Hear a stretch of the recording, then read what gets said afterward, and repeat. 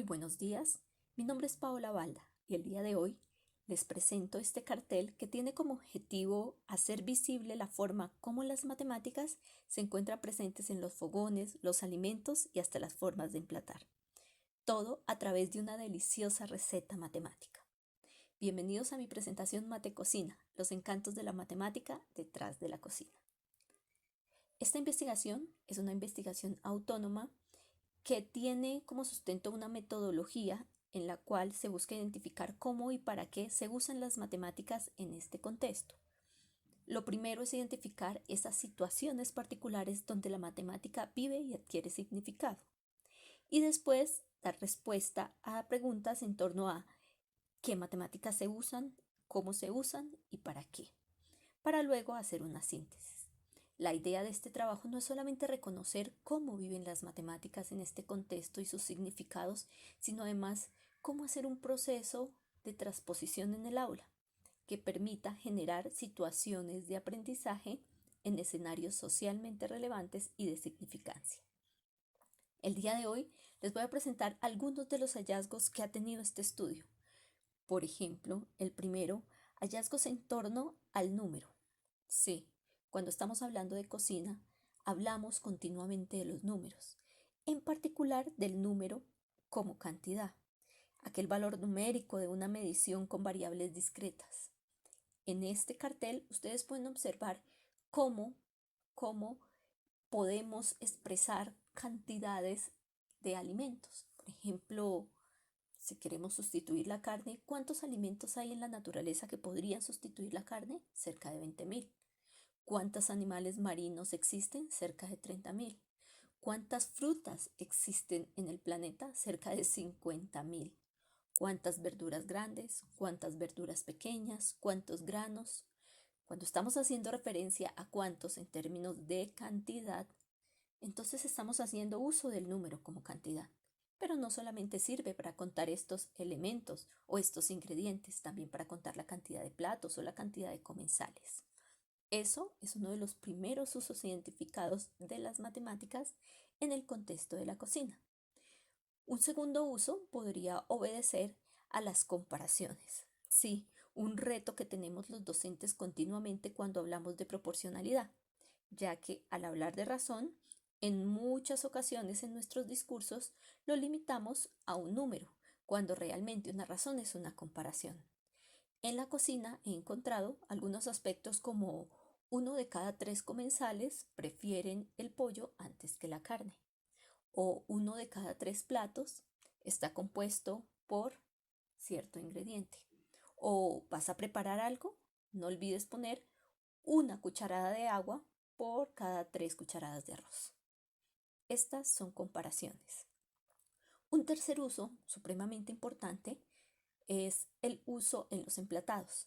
Desde los años 2000, diversos artistas se han involucrado en la gastronomía. Se habla de que la gastronomía o la cocina es el único arte que involucra los 5 sentidos. Claro, ¿quién no se ha derretido ante el delicioso e increíble sonido de una galleta crujiente? O el tacto, pues muchas culturas comen con la mano. ¿Qué tal el gusto? Sin lugar a dudas hace parte de la cocina. El olfato, por supuesto. Y una gran apuesta es ahora la vista, pues la presentación de los platos no es del todo ingenua.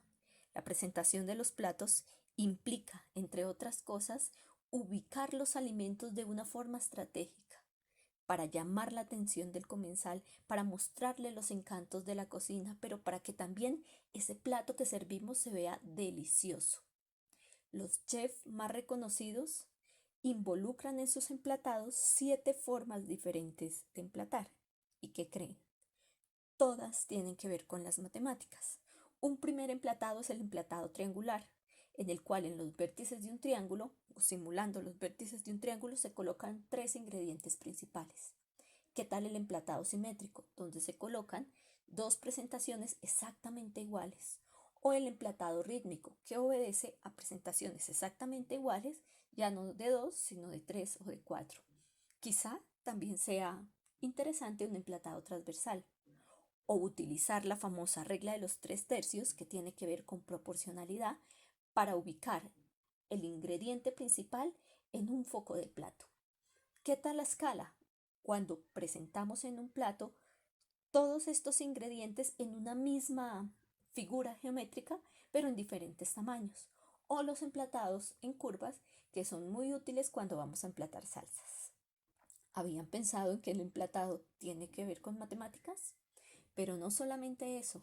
Cuando hacemos una receta, tomamos un recetario y empezamos a buscar, no sé, una receta para 4 comensales. Pero resulta que solamente encontramos una receta para 2. Ahí entra en juego la proporcionalidad a la hora de crear nuestros platillos para que el sabor se conserve. Sí, esa es la variable de proporcionalidad. Otra relación matemática encontrada en la cocina obedece a las relaciones en el plato del buen comer. Todos sabemos que si queremos estar saludables, pues tenemos que distribuir mejor los alimentos en el plato. ¿Qué tal un plato que tenga, por ejemplo, un medio de ensalada, un cuarto de proteína y un cuarto de carbohidrato?